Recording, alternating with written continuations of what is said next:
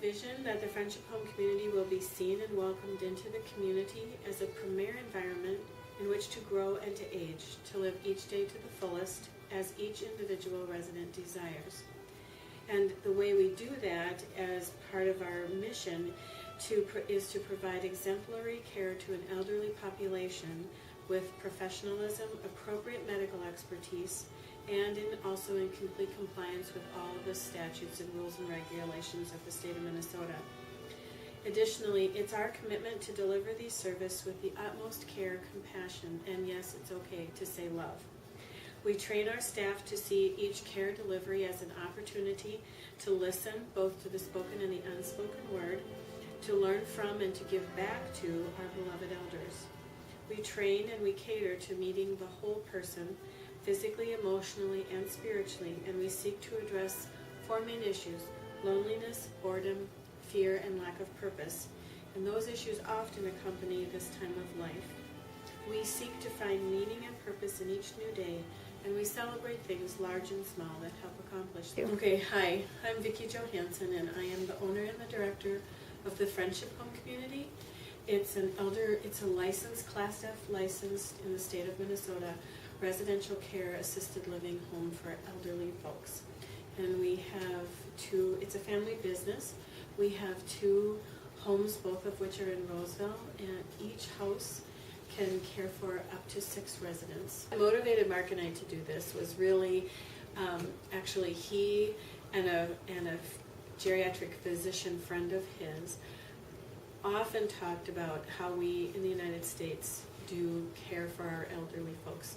Much of the time, either at the very beginning of life and also at the very end of life, people are marginalized. Just kind of go to your own corner because unintentionally or intentionally, we value people many times based on what you do and what you're providing, what you accomplish, and of course at the end of life, much of that has changed.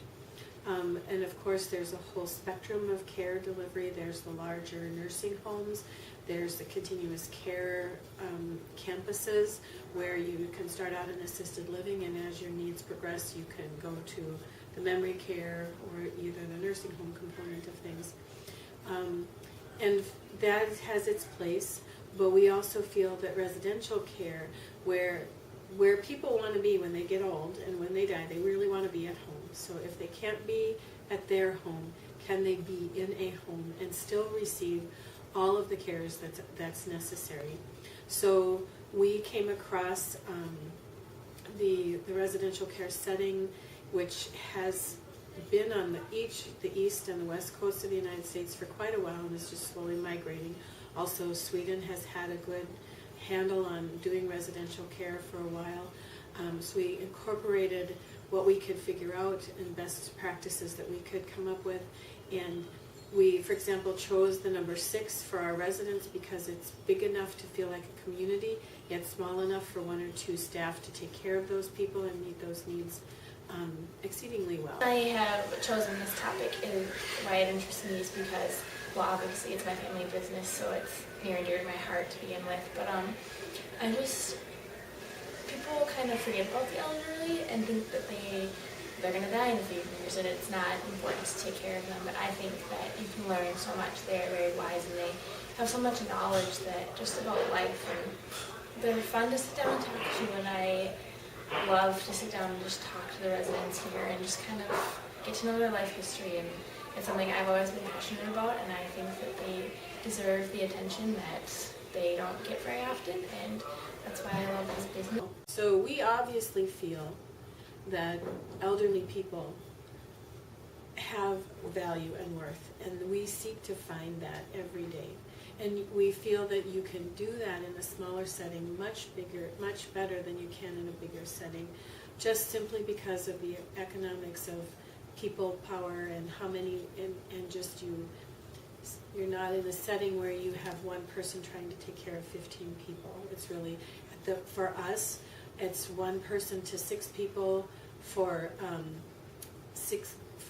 12 hours of the day. The rest of the time there's 2 people here for those 6 people. So individualized care is really important, but it also allows our caregivers, as we said, to develop a friendship and a relationship which helps people feel integrated into a little community. I chose this topic because I'm actually more interested to learn more about it. It's something that I didn't really know about until we did the project, and it affects me just because I have a lot of elderly relatives, and I know that it's kind of a big debate in my family where they should go, whether it's a residential home or a nursing home or something. So it kind of speaks to me, and I also think that it's just a lot of people do forget about older people, and they still have a life too, and they're still part of our society, and someone needs to take care of them, and I think it's really great that these kind of facilities do that for them. Another great benefit residential care or a smaller setting provides is the support to the family, because they see us, they get to know us, and they know that it's not just a job, that we really care about the person, their grandma, their mom, their dad, or whoever. And we also, a big part of what we do is try to get that person, for example, the daughter, to just be daughter and be out of worrying about mom's care and what her prescriptions or medications and all of that stuff. Because we can do all that. Is she clean? Is she happy? We can do all that, but we can't be the daughter.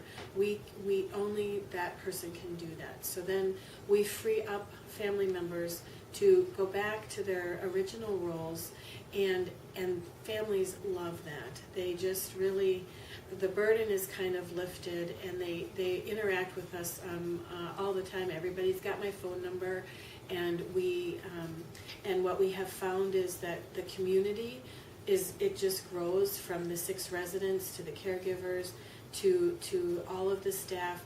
Then as each resident family member comes in, they begin to know all the other residents, and they check on them. They say hello, so so the community is very consistent. It's very predictable, and it's very sad when someone passes away, because it is like losing a family member. But yet there's also a real calmness in all of that. So we just think that residential care has so much to provide, and it certainly is a wonderful thing to have as available as an option.